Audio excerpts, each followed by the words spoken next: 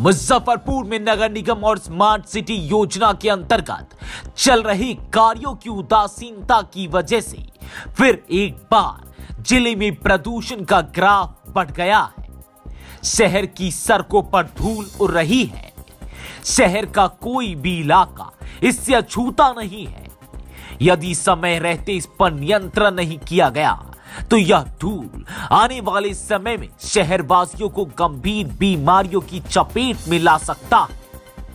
हालांकि पूर्व मेयर सुरेश कुमार के कार्यालय में धूल पर नियंत्रण के लिए 2 वाटर स्प्रिंकलर मशीन की खरीदारी की गई थी। हैरानी यह है कि शहर में प्रदूषण खतरनाक स्तर पर पहुंच गया है। वाटर स्प्रिंकलर वाहन निगम के यार्ड में धूल फेंक रहा है, लेकिन दुर्भाग्य है शहर का, जो जनप्रतिनिधि निगम के चुनाव के समय शहरवासियों को सभी मुश्किलों से निदान दिलाने का वादा किए थे, आज निगम की सरकार में आते ही उनके बोल बदल गए हैं। अब आप ही सुन लीजिए उनकी जुबानी। अगर इसको कहा है कि जहाँ काम भी हो रहा है, तो कल परसों हम लोग भी वहाँ से आ रहे थे तो देखे बहुत ज़्यादा धूल था, प्रदूषण बहुत ज़्यादा पूरा हवा में था।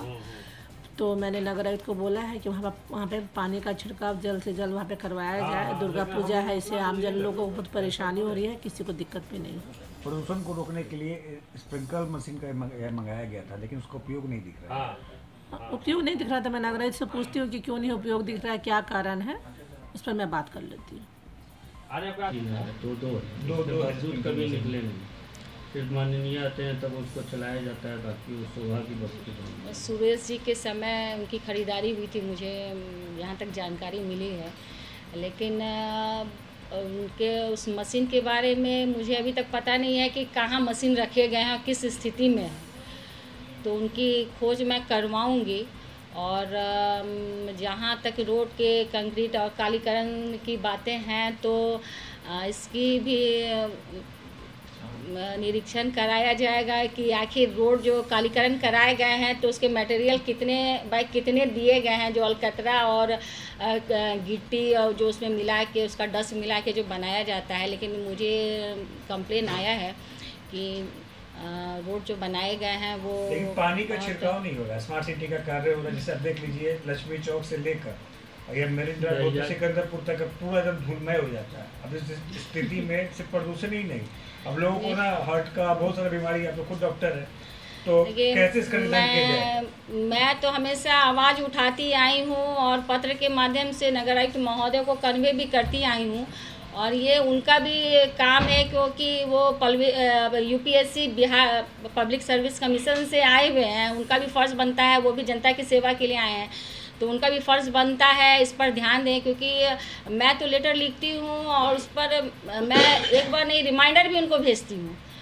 तो ये काम उनका भी है, उनको भी देखनी चाहिए शहर की क्या स्थिति है। आपको लगता है परामर्शदात्री समिति की जो बैठक होती है उसमें जो परामर्श आता है उसमें स्मार्ट सिटी के अधिकारी ध्यान भी देते हैं? ये तो मेरी दूसरी बैठक है, एक ही बैठक पहले हुई है परामर्शदात्री की, तो उस पर मैंने बहुत सारे मुद्दे उठाए थे। जैसे पोल को हटाने, रोड जो चौड़ीकरण हुआ बीच में पोल थे, उस पोल को हटाने की भी बातें मैंने की थी।